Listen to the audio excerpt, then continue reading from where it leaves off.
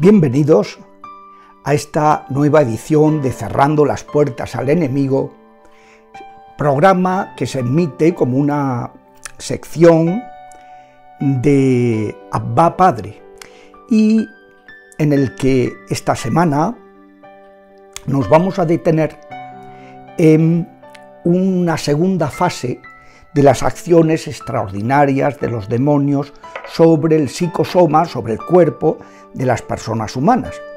Ya hemos dicho que la acción ordinaria es contra nuestro espíritu, es lo que más buscan, el pecado, que ofendamos a Dios. Pero también quieren, igual que el pecado original tuvo unas consecuencias psicosomáticas, el ser humano se vuelve mortal, entra la enfermedad, el desorden de los sentimientos, etc., pues la tierra, la vida que se vuelve en contra, la tierra te negará sus frutos, son consecuencias materiales de un desorden espiritual, de una ruptura con Dios.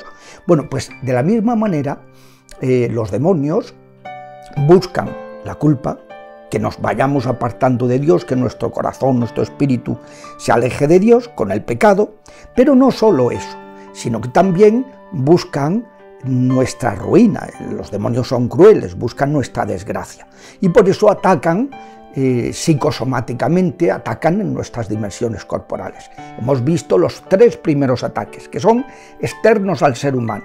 Se hablan de infestaciones porque no son personales, se infestan lugares, objetos, animales y plantas. Entonces, esas infestaciones se dan y hay que liberarlas con los recursos, las armas espirituales que Dios ha dejado a su iglesia. Pero, además, hay 4 ataques al psicosoma, al cuerpo, que de menos a más son las vejaciones, en segundo lugar, las opresiones, también llamadas influencias diabólicas, en tercer lugar, las obsesiones diabólicas y finalmente, la que es más conocida por las películas y todo eso, la posesión diabólica. Pero todas ellas requieren una ayuda. Uno de los defectos que a veces en los ministros incurren, los ministros que están en liberación o que son exorcistas, incurren es que si no ven en la persona la niña del exorcista, dice, usted no tiene nada. ¿Cómo que no tiene nada?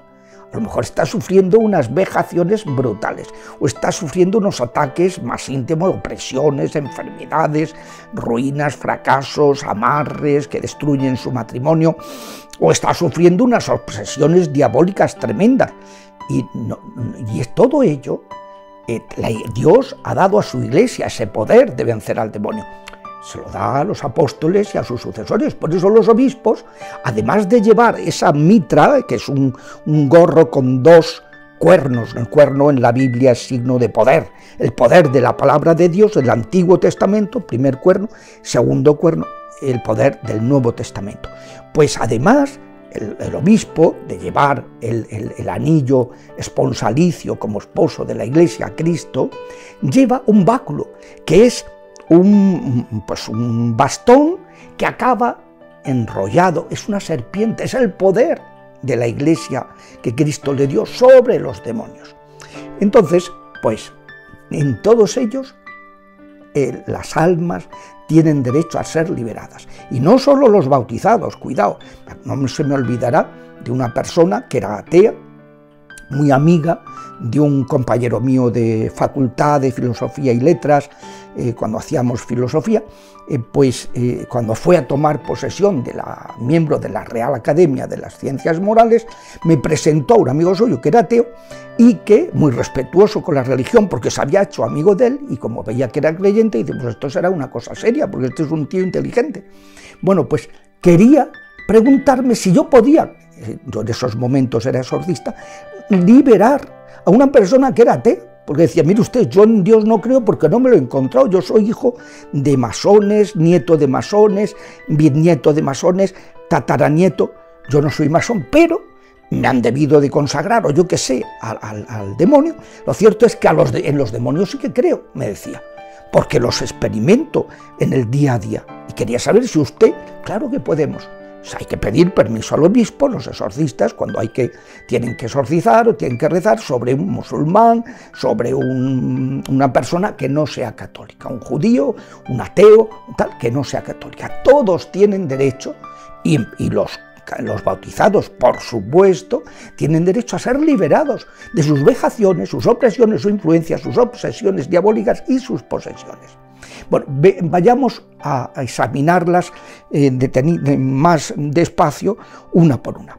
La primera tipo de afección diabólica contra el psicosoma de una persona, sobre su cuerpo, es la vejación. Si tomamos el libro de Job, en la Biblia, en el Antiguo Testamento, hay dos libros que hablan que destruyen, dinamitan ese error, esa herejía que ha estado muy arraigada en los ambientes humanos de la retribución inmediata. Si yo estoy con Dios, me tienen que ir bien las cosas en salud, dinero y amor. Entonces el libro de Job y el libro del Eclesiastés o Coelet, predicador en la asamblea, los dos vienen a decir que eso no es así, que eso no es así. Entonces, pues en el libro de Job tiene una presentación donde se explica por qué al santo Job le sucedieron estas desgracias, que él no sabía. Luego él se entera en el capítulo 38 y en el capítulo 42, Dios primero le dice a Job que él no ha renegado de Dios, pero ha querido entenderlo todo, ha pecado de racionalismo. Y en el capítulo 42 le reprende a sus amigos por haber dudado de Job, porque él había sido fiel, se había mantenido fiel. Bueno, es el demonio, la causa, no es Dios, que a veces culpamos a Dios de las desgracias que nos acontecen, ¿no? No, es el demonio. Los demonios tienen poder sobre... ¿Y por qué Dios lo permite? Porque tienen poder que le hemos dado los humanos al abrirle las puertas con nuestros pecados. Entonces, eso es importante. En el capítulo primero, el demonio le pide permiso, dice, sí, Job es muy bueno porque todo le va bien, déjame que lo maltrate y verás cómo se revela contra ti. Vale, pero a él no lo toques. Y empiezan a sucederle desgracias a su alrededor. Es todo tipo de acontecimientos desde fuera, golpes, accidentes, incendios, daños materiales, robos, perjuicios en nuestro entorno.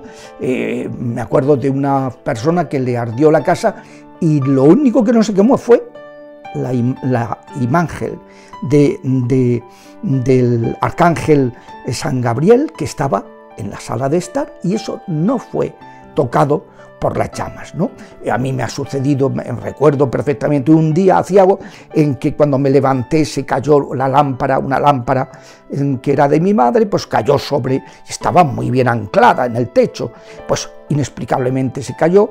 Ese mismo día me robaron la documentación y concretamente la agenda electrónica, donde además tenía las tarjetas y documentos de identificación, y luego ese mismo día pues me comunicaron que una de las personas que eran auxiliares en el ministerio le habían detectado un cáncer. O sea, fue un día ciego de desgracias que me suceden a mi alrededor.